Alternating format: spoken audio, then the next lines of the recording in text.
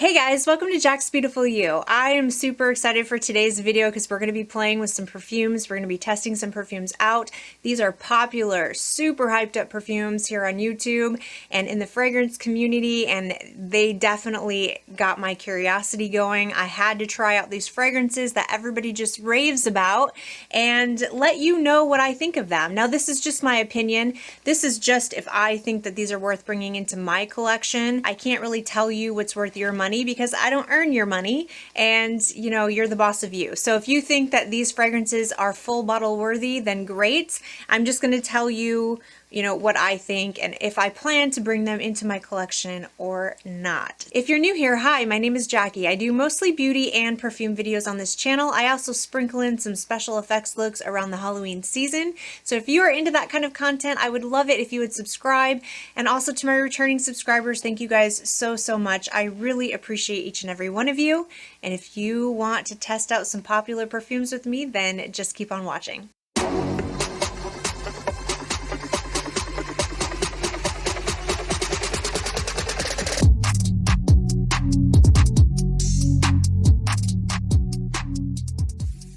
All right, we cannot talk about popular perfumes without talking about Chanel. So I've been on a Chanel journey.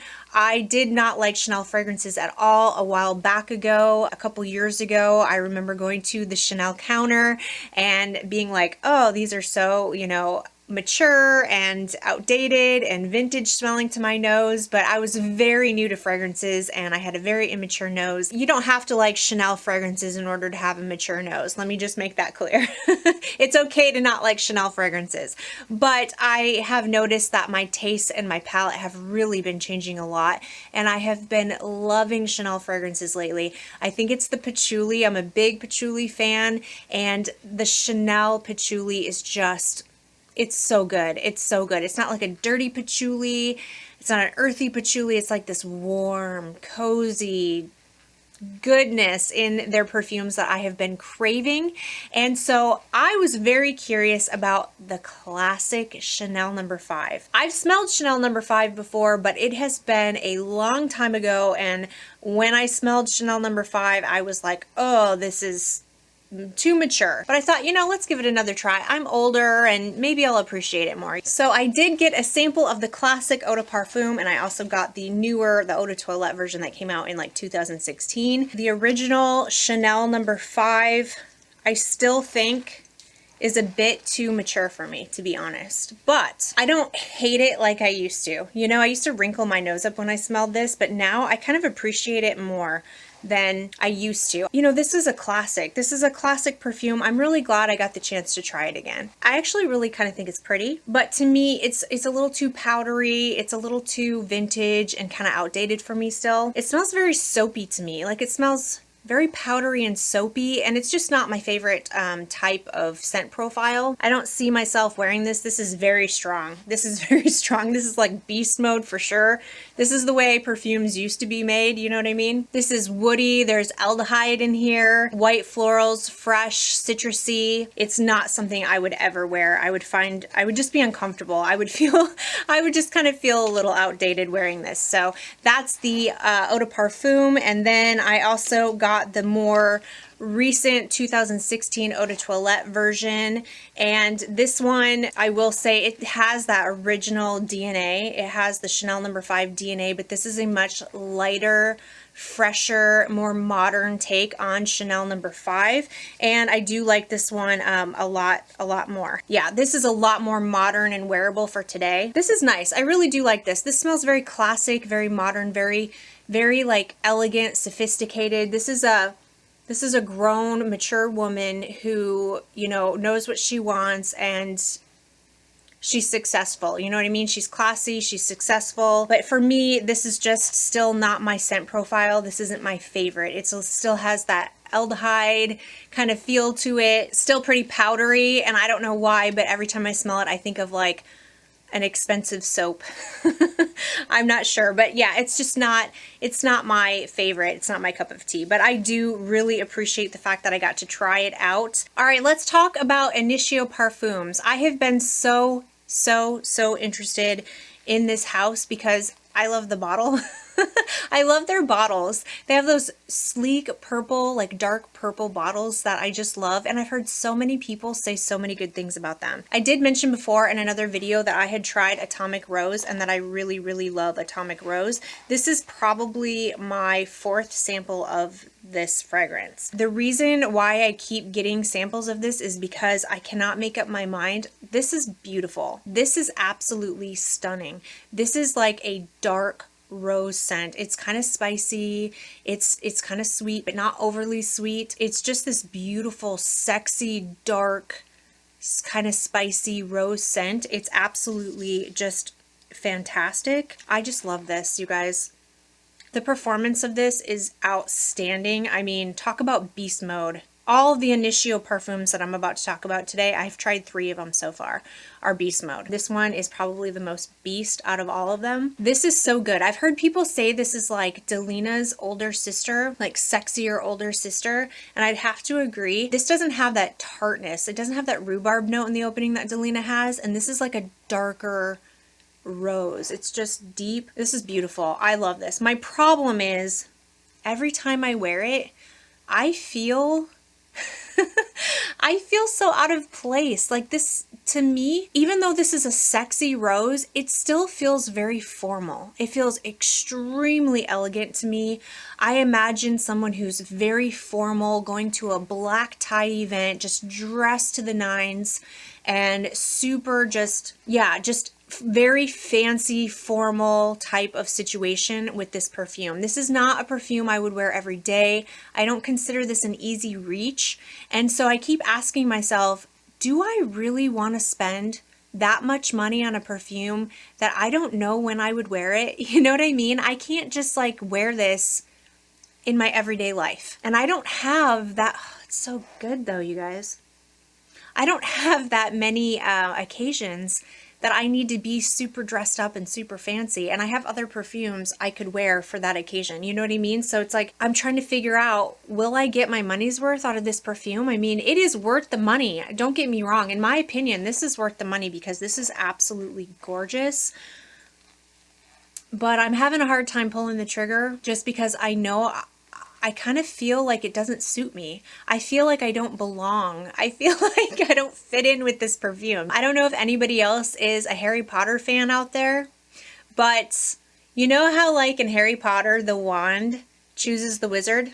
Okay. I feel like I have the wrong wand when I wear this perfume. And that is the nerdiest thing I will say today. This is the last sample that I am allowed to get. I've told myself this is the last one I'm allowed to get. And when I'm done, I have to make up my decision. I was also really curious about Psychedelic Love. A lot of people talk about this fragrance. I will say I like it, but I don't think that it's a love for me. I wasn't really sure how I felt about it at first. It is an interesting fragrance for sure. It's very beautiful. I do really like this, to be honest. I really do like this. This is quite beautiful. It has ylang ylang and bergamot in the opening, and I really, really like that. But then it has some rose. In the base, it has myrrh and sandalwood. I have to retry this one, you guys. I'm smelling it now, and I'm kind of like, wow, I really like this. I know when I wore it on my skin, I wasn't as impressed with it as I was on paper. I think on my skin, I don't like it as much. As of right now, this is a maybe. I'm still testing this one out, but I thought, honestly, when I came to film this video, I thought I was going to tell you this was a no for me. But now that I'm smelling it, it smells really, really pretty. So again, amazing performance, beast mode for sure. This is eternal. So this is powdery, it's woody, it's floral, it's amber. You've got the yellow florals from the ylang ylang. You've got that kind of citrusy bergamot in the opening. It's definitely warm and spicy, a little bit sweet. And then you do have that really beautiful sandalwood in the base. I really do like this, but I don't know if I love it enough to get a full bottle. So again, this is another maybe for me. I do remember not loving it as much on my skin as I seem to like it on paper. So I think it's probably going to be a no for me on that. And the last one I tried by Initio Parfums is Side Effect. Now I just have this little tiny sample from Lucky Scent, and sometimes I don't really like testing out with these little samples because you can't spray it on and I feel like you can't get the full experience. But I did get to try it enough to at least kind of get an idea, and it did kind of do something a little funky on my skin. So I'm glad I at least got this to get an idea of it. I mean, if this little sample isn't going to work, if something happens with just the little sample, I don't think it's going to get any better with the full bottle. So yeah, I really did like this at first. It's got rum, it's got cinnamon, it's warm and spicy. I love cinnamon fragrances, and I thought for sure this was going to be a shoo-in for me, but it does something a little funny on my skin. So on paper, it smells amazing. Oh, it smells so good. It's just this boozy, cinnamon, yummy fragrance that I really, really like. But once I put it on my skin, I noticed that there was this bitter, like a bitter note in the background that really rubbed me the wrong way. I think it's the tobacco, although that kind of confuses me because I always thought tobacco was more of like a sweeter, like a sweet scent, but I don't know, there's something in here, you guys, that doesn't mix well with my skin chemistry, and I already know that I'm not going to buy a bottle of Side Effect. It's just not for me. So the two from Initio Parfums, Atomic Rose is pretty high up there in my want list. I still haven't made up my mind about that one. I have to try Psychedelic Love a little bit more, but I think it's going to be a no. And Side Effect is definitely a no for me. All right, next up, let's talk about some Maison Francis Kurkdjian's fragrances. That is definitely a name that you hear in the fragrance community, and one of his perfumes is being talked about somewhere in a video. All the time. And I already told you guys how I feel about Baccarat Rouge 540. I never really got on the Baccarat Rouge 540 train. I smelled both of the EDP and the X-Ray, and I really didn't like either one of them enough for a full bottle. But another popular one that is talked about a ton here on YouTube is Gentle Fluidity Gold. A lot of people talk about this one, and I can see why. I've worn this a few times now. I have one more wear left in my sample, and I have to say this is absolutely gorgeous, you guys. The hype behind this, in my opinion, is real. There's vanilla and amber. There's some woodsy notes in here. There's juniper berries. Oh my gosh, there's nutmeg as well, which I find very interesting. It's just a sweet, almost kind of like a gourmandish smell to me. Yeah, I really like this. Now, here's the thing about this perfume that kind of made me pause for a moment. A lot of people compare this to Intense Cafe by Montal, but everybody I've heard compare it to that says this is a much smoother, more refined, like the best version of Intense Cafe. I find Intense Cafe has kind of like a harsh note to it. It's not really the smoothest. Not that I don't like it, but it's just, there's something about it that kind of, it's just a little harsh to my nose, and it's just eternal. It's beast mode for sure. And I get what people are saying with this perfume. It does smell like Intense Cafe. If you made Intense Cafe a million times more smooth, a million times more refined, and you just like made a softer, gentler version of Intense Cafe. Yes, I get the Intense Cafe vibes for sure, but this is just way better in my opinion. Way, way better. My problem is it still does have the Intense Cafe vibe. And how many versions of Intense Cafe can a person have? Seriously. I have Roses Vanille, Intense Cafe. I have Rose Gourmand by Zara, which is actually my favorite because it's not harsh. It's beautiful. I love that one. $30. And it beats, in my opinion, it beats Intense Cafe and Roses Vanille. It's a lot smoother in my opinion. This is even more smooth. This is beautiful. So I am kind of on the fence on this one because do I really need this scent profile again? Even though it is so much better and so much more refined, do I really need this scent profile again? I don't know. All right, and then of course I needed to try Oud Satin Mood. This is a very hyped up and talked about fragrance here on YouTube, and I was super curious. I get kind of nervous about Oud because Oud doesn't always work out for me, and I need, if I'm gonna have Oud in my fragrances, I need something sweet with it. So I thought this might work. This has rose, vanilla, oud, violet, and benzoin. And I will say that I actually didn't hate this perfume as much as I kind of suspected I was going to. I thought it was nice, but on my skin it turns extremely powdery. There's just something in here that is over the top powdery to the point where it smells a little too mature on my skin. It smells a little vintagey to me on my skin, and so I decided this is not, Oud Satin Mood is just not for me. It's a beautiful fragrance though. I mean, I do get why people like this. it's just not my favorite. It's definitely not my scent profile, and I'm not going to spend the money on this fragrance because I just thought it was a little too powdery, and yeah, I didn't really enjoy wearing it. It wasn't like a scrubber or anything, you know, I didn't have to like scrub it off. But I'm glad I got to try it though, because it's so talked about, it's so loved, and it's a good reference point for me. But Oud Satin Mood is a no for me. All right, I tried another one from XERJOFF. I've tried a few from XERJOFF now. I tried Italica, that one didn't work out for me. I tried Lyra, which I really, really liked. It was a strong, like, almost a love, but not quite to the place that I felt like I needed to spend that kind of money on it. The thing with me is that I have to just be in love, you know what I mean? I need to feel comfortable with the fragrance. I need to feel like it suits me. I need to be absolutely wowed and just swooned and swept off my feet with a fragrance in order for me to pay expensive prices. I have too many perfumes in my collection that are affordable that I absolutely love for me to just go out and drop all this money on these perfumes that I don't absolutely love. So Lyra was like so close. It was just like so close for me. I really did like it a lot, but I just couldn't quite get to the place where I felt like I was in love with it, just obsessed. So another XERJOFF fragrance that I was super curious about was Dolce Amalfi. This one I was curious about because people were describing it as a spicy, juicy fruit. And I know that that doesn't sound appealing to everyone, like why would you want to smell like gum?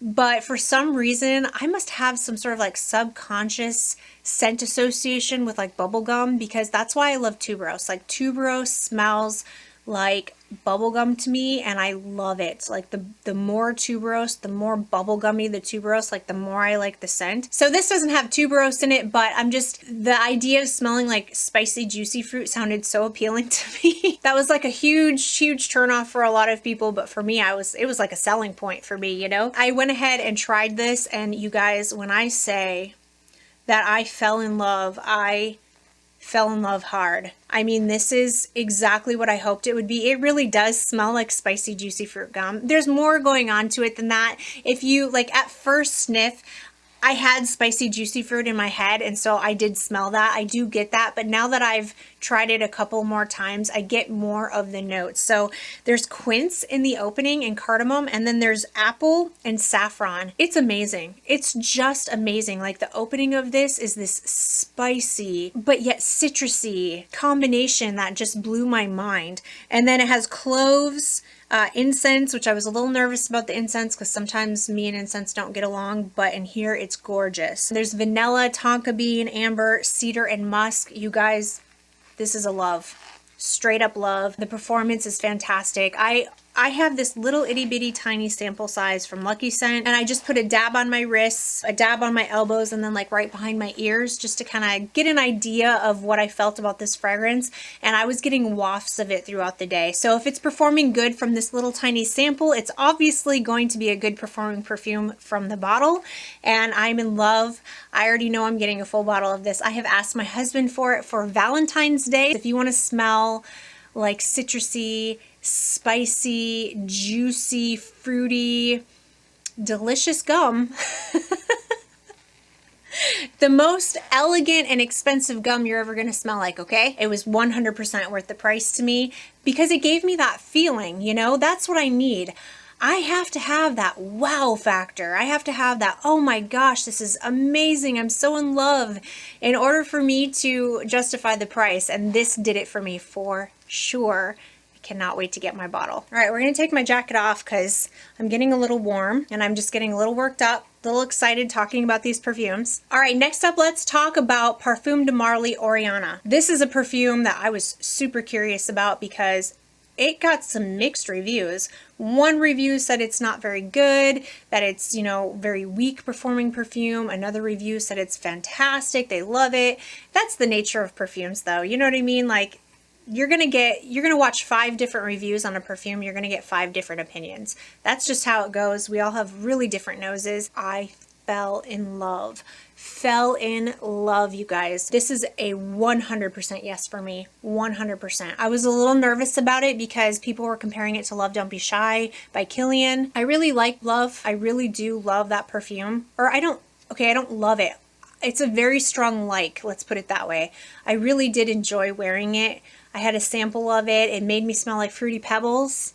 And I thought it was very pleasant and very nice, but I just refuse to pay $245 to smell like Fruity Pebbles. I refuse. I mean, I'll pay a bunch of money to smell like Juicy Fruit, but you know, not Fruity Pebbles. It didn't wow me, but this is basically everything I wanted Love Don't Be Shy to be. It has mandarin orange, grapefruit, and bergamot in the opening, so you get this gorgeous, like juicy, citrusy opening, but it's not overly citrus. It's not like lemony, you know what I mean? It's like, I get a lot of the orange, and you know, I love orange. If I get a lot of orange in a perfume, if it's a sweet, orangey perfume, I'm probably gonna love it. Oh my gosh, you guys, I just love this so much. And then there's orange blossom, there's some raspberry and black currant, but really mostly I'm getting orange.